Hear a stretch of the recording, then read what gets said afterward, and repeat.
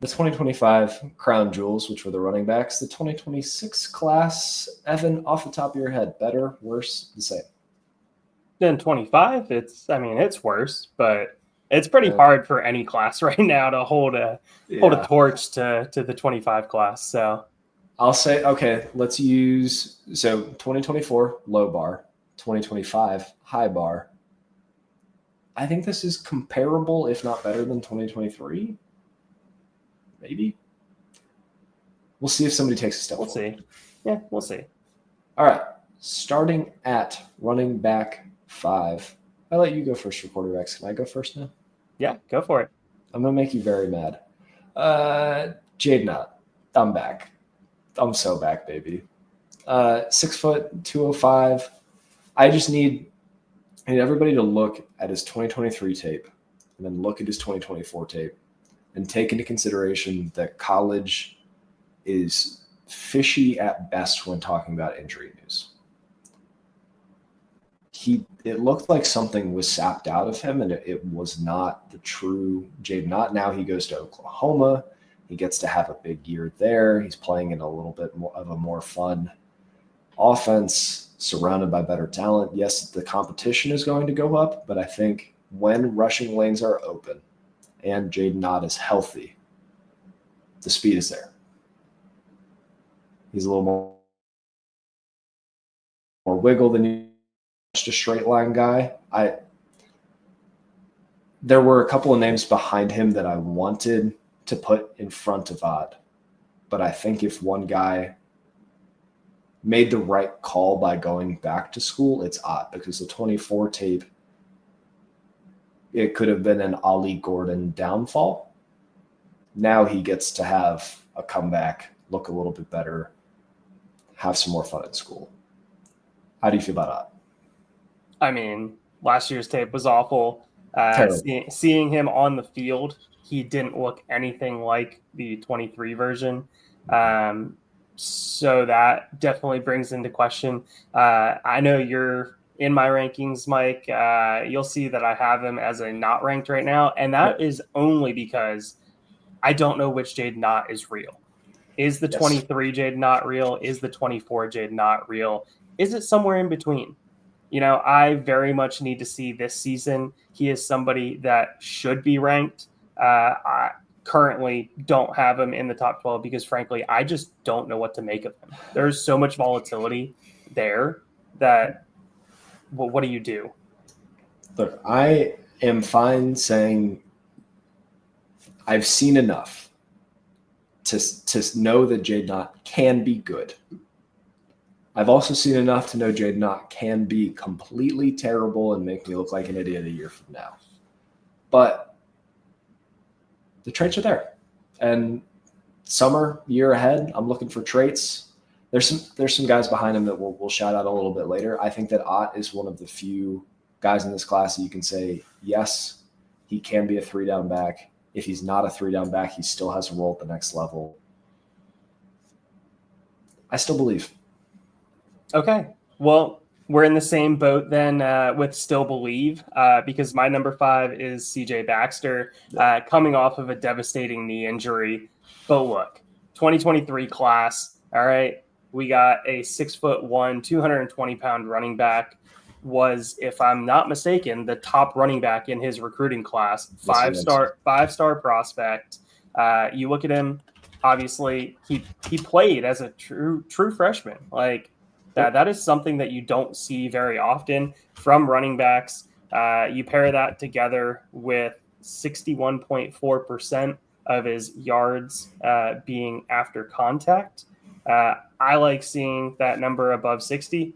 It's pretty hard to not get that number if you're a decent college running back. The missed tackles forced. That's the area where he needs to get better. And going back to his true freshman season, it almost looks like he was just trying too hard to try and be like, oh, let me chop my feet. Oh, I'm tackled. Yes. Like, he is trying to set up a defender, which he did in high school all of the time by doing that exact same thing. And now he's at another level. The players are better. The guys are meaner around him. They're faster. They're stronger. But once again, we have the blue blood program. And then you also look at yards per out run. Typically, I want to see my running backs being over 1 for that. And he comes in at that 0.98 yards per out run. We've seen him in the receiving game. He's definitely not a liability in the receiving game. Mm-hmm. Is he a plus receiver, though? No, probably not. But he can get the job done if you ask him to catch a ball out of the backfield. Yeah. He's my RB4. Okay. No, you said that he's 220. Have you checked the Texas website recently? No, not recently. I did hear that he was listed a lot higher coming into spring ball, pushing that like 235 range. He's 232, baby. So what I want to see from CJ Baxter. So I think it's cool you talked about he played snaps as a true freshman.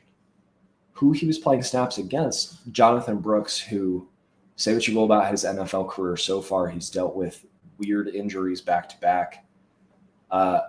He was a top 50 pick, and they were taking Brooks off the field to put Baxter onto the field as an 18-year-old.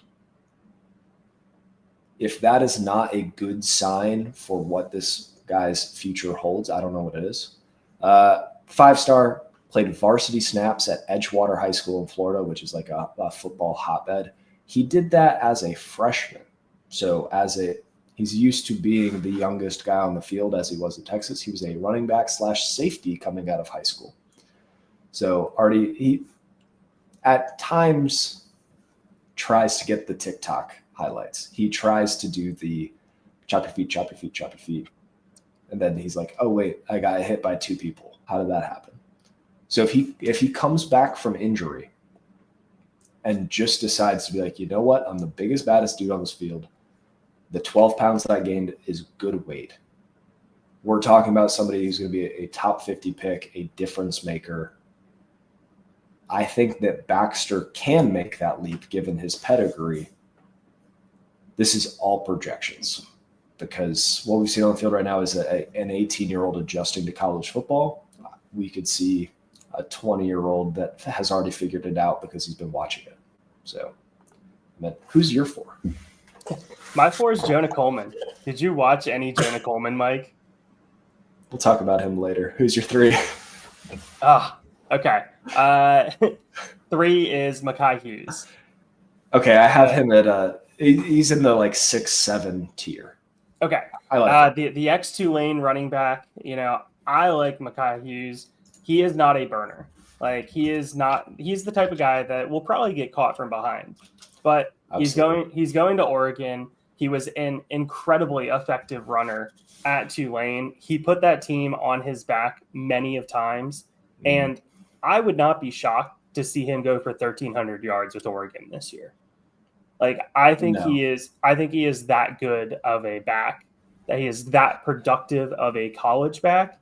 And you look at the missed tackles forced, 0.25. So you wish that was a little bit higher. But I love the fact that when you look at the amount of rushes that he had as a zone rush and then a gap with the blocking concepts in front of him, 226 in zone and 287 in gap. That tells me that he is versatile. He's not locked into one of the two, much like Caleb Johnson was locked into a zone scheme.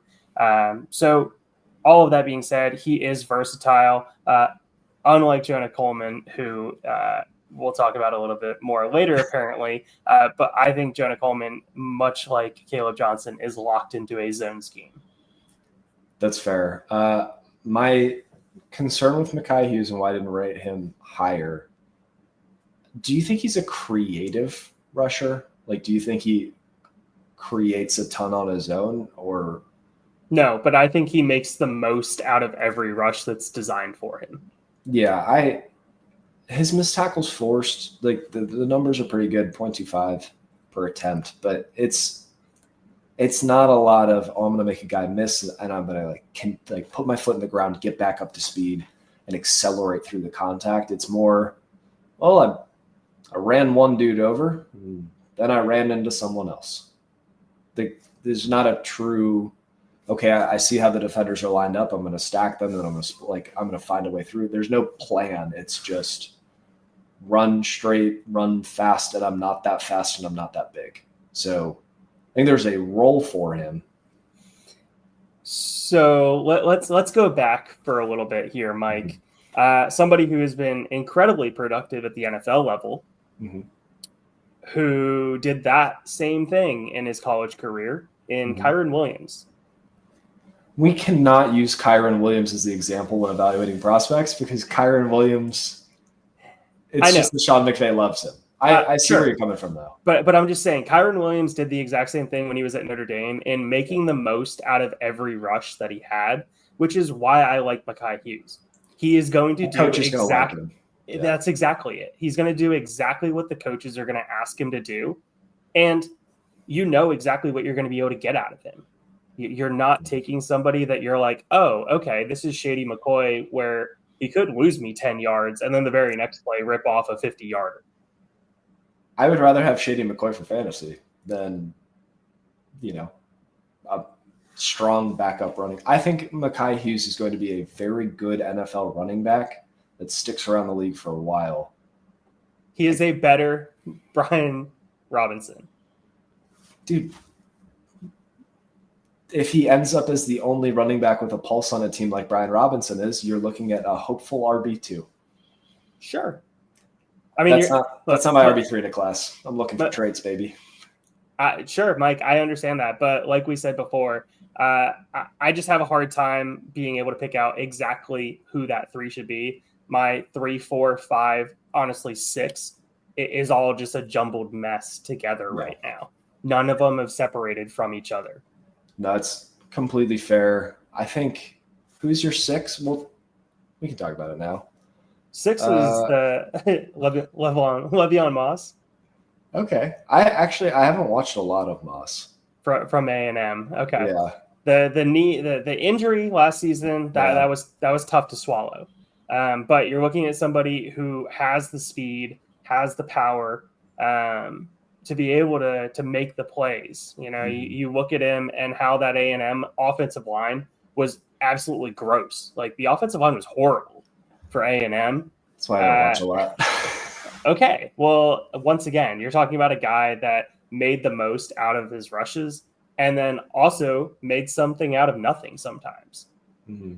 So that's fair. So, okay. I haven't done my 3 yet. Okay, go for it. It's your 2. Yeah, that's fine.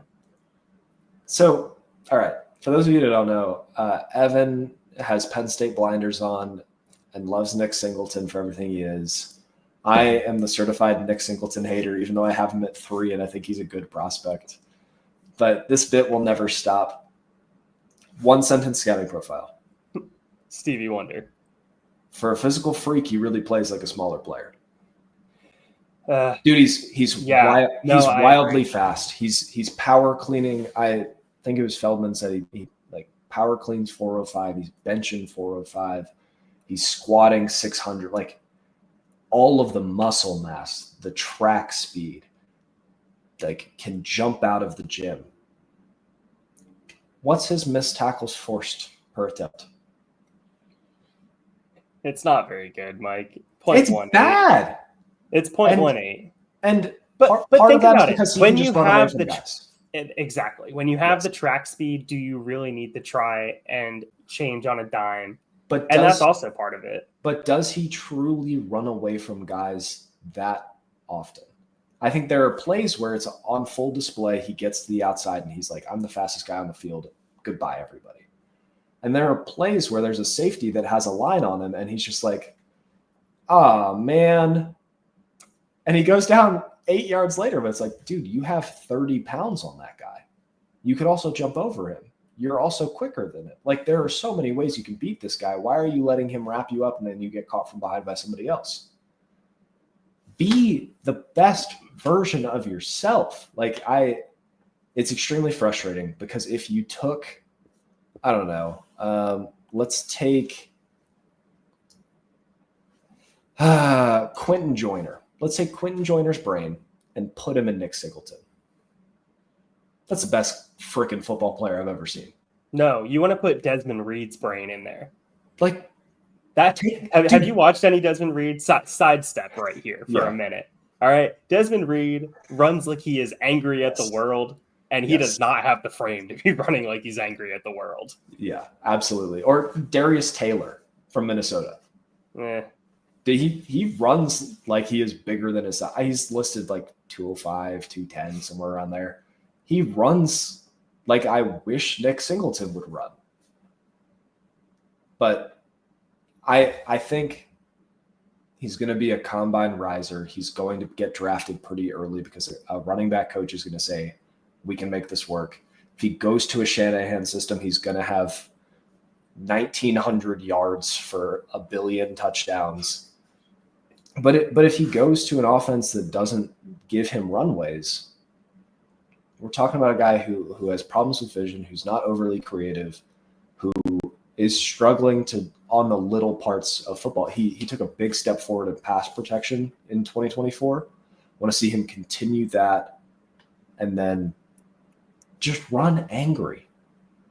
If he could just run, I don't know, like Jordan James, that would be sick. Mike. Okay. Well, he is my number 2. You hit on a lot of things. He has the absolute burner track speed. He has the reception profile too. Like he can run routes. He is asked to run routes in this offense. He does it. And he's one of those guys that you get the ball to space in the flat to him. And then all of a sudden you're like, oh, he just picked up 8 yards because he takes 4 steps and he's accelerated from 0 to 60, picked up 4 yards. Good catch on the moth or whatever that was. Yeah, there's like 3 bugs that are just driving me crazy right now. Be sure to like and subscribe for bugs. But he eats up the space that the corners and the linebacker. If he's put on a linebacker, that's an absolute mismatch. There's no way that you should not be directly targeting him when he is on a linebacker in space. Even when he's on a safety, he's faster than most safeties. Yeah. So you put all that together, you get him the ball in space to be able to eat up the yardage that is available. I love that. Yeah, sure. He may go down with a stiff gust of wind. But at the same time, he is also a kick returner. So that is going to be valuable to an NFL franchise. You put that kind of speed back there. He is able to be able to break home run plays. Everybody loves a home run player, a home run hitter. Sorry, I just heard some thunder in the background here. So we got some thunderstorms down here right now. But look, is this a guy that if he can once again stay healthy, because that was the issue in 2023, 2023. It was 23. Yeah. The injuries, like they just keep on nagging him. Even in 24, he had injuries that were nagging him through the season. Like he just cannot stay 100%. Yep. If you saw Nick Singleton at 100% for 6 games, that would be a 6-game profile that would wow pretty much anybody around. Yep. You know what they say about going from the college to the pros? It's easier to stay healthy. My number 2, and I said we talk about him later. Dude, Jonah Coleman. I fucking love him. I love him. It's great. Dude, he's so good. Yep. Absolute load. I have 5'9", 229. You have the same. Just runs like the meanest mother fricker on the field. Like you think about the Washington Huskies and you're like, oh, okay, like they had Penix, they like to throw the ball around, they have a couple of wide receivers that are exciting. No, it's Jonah Coleman taking the ball, it's 2nd and 10 and they hand it to him anyway, and he's running through right after he got hit, and he's running him over too, and he's running over their mama, and he's running over their friends. Like he has solid lateral quickness for being a fire hydrant size. Yeah. For being as thick and wide as he is, he has fantastic lateral ability. I liked Damian Martinez a lot, and like that might put egg on my face because of the way the draft went. But like, dude, Jonah Coleman is everything that you wanted Damian Martinez to be. And like, turn the sliders up to 30. Like he is cooking. So Mike, real quick here. In my data spreadsheets here, I have 74.4% of his yards were after contact in his college career. That is over 1,700 yards after contact. We have over his entire college career, we have an average of 4.3 yards after contact per attempt. Why do you not love him? Some NFL, he's 4. I do love him. But you should love him It's more. the top end speed. I don't need top end speed when he's constantly crushing off 40-yard runs. Like, yeah, he got caught from behind, but he also carried that dude for another 10 yards. Who cares? Sure. And maybe I'm just looking at this different than you, Mike. I'm looking for those guys that are the home run hitters, not the guys that are consistently getting me those 20-yard chunk plays because they bounced off of 4 tacklers. This is the Omarion Hampton debate all over again. But sure. No, I think 2 through 4 are probably closer. I know I said 3 through 7 was a mess earlier, but like Coleman, Singleton, Baxter, it's like potential versus true mystery box versus I know what Jonah Coleman is. He's a damn good football player. And I'm okay making bets on damn good football players. Yeah, I mean, look, Washington is going to be an exciting program to watch with Williams Jr. there at quarterback and the speed that he brings to that offense, paired with the downhill bounce off of you, punch you in the mouth, Jonah Coleman. It'll be fun for Big Ten football because we know Big Ten football loves to be smash mouth. Yep. So we already talked about. Let's do. Bearing the lead here, the youthful man himself in Jeremiyah Love. Look, he was supposedly at about 60% when he played Penn State, and he drug multiple guys, would not give up. He found a way to get in the end zone. 2023 class, 4-star prospect, 6 foot, 206. So a little bit on the leaner side of it. 29 games played, and Notre Dame does a fantastic job recently of being able to keep the workload down on their running backs. So there is going to be a ton of tread left on these tires come the NFL. 0.33 missed tackles forced per attempt. So 1 out of every 3 attempts, he's making somebody miss. Smooth out of the backfield as well. They don't ask him to do that a ton in the Notre Dame offense. We'll see if that changes with Carr back there. Expected to be Carr back there this year. A little bit less mobile, less downhill than Riley Leonard was last season. So all of that to keep in mind. Pretty balanced run gap. He can play very easily in either of them. Mike, the question for you is, do you think that you're going to have him higher than Omarion Hampton going into the 2026 season? Oh, man. So it's tough because I did really like Hampton. I think the separator between Love and Hampton is that Love has an extra gear that Hampton does not have. Hampton has good top-end speed. Love he was a track star in high school with a sub 1100 meter dash. Like, certified fast. He's also a hurdler. He's also a bruiser. He just has so many different options that can make a defender look silly. I think it's going to be Love. So if we were rating 25 and 26 combined, it's Genty, Love, Hampton, everybody else. Okay. Look at that. We are in love with Love. He is fantastic. Notre Dame should be utilizing him significantly this season. Look for him to be healthy all season. That would be great to see a full season out of Jeremiyah Love on a blue blood program. But Mike, is it time for another intermission, or do you have some running backs that you still wanted to shout out? Quentin Joyner, love him. Justice Haynes, if you're looking for the next possible James White at best. I drafted him in a Debbie league, so I just can't quit him. But how do you feel about Washington out of Baylor? That is one guy that I need to get on my list. I have not watched enough, but in putting together my college football rankings, I know that he is incredibly productive. I watched like 20 minutes, and all I can say, fun player. Like I need to watch more of him. I was watching him while eating dinner, getting ready for the show. He's fun. So a couple of other names to know. What do you think about Mark Fletcher down at Miami and then Desmond Reed at Pitt? Desmond Reed is one of those guys that I think is going to be that 6th round running back that is just going to hang around a roster, going to be able to catch passes, going to give you everything when you have him on the field. But he's just he is so small. He's physically limited. Yes.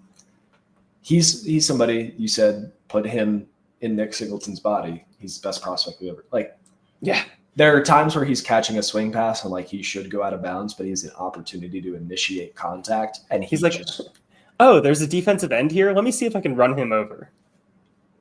And dude, I love it. And correct me if I'm wrong, run the tape back. I don't think he's ever fumbled.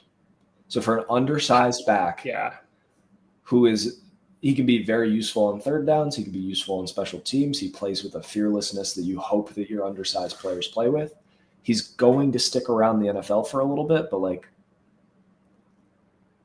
is he ever going to get 9 touches a game? Odds are no. So, I mean, even if the starter goes down, there's somebody else that's going to get the majority of the workload. It might be a fun best ball dart if he goes to a good offense and he gets the pass catching downs, but not really betting on him. Fletcher, 6'2", 225. Can I sell you on some downhill running? You're trying to sell me on downhill running. This tackle force per attempt is okay. Average after contact per attempt is okay.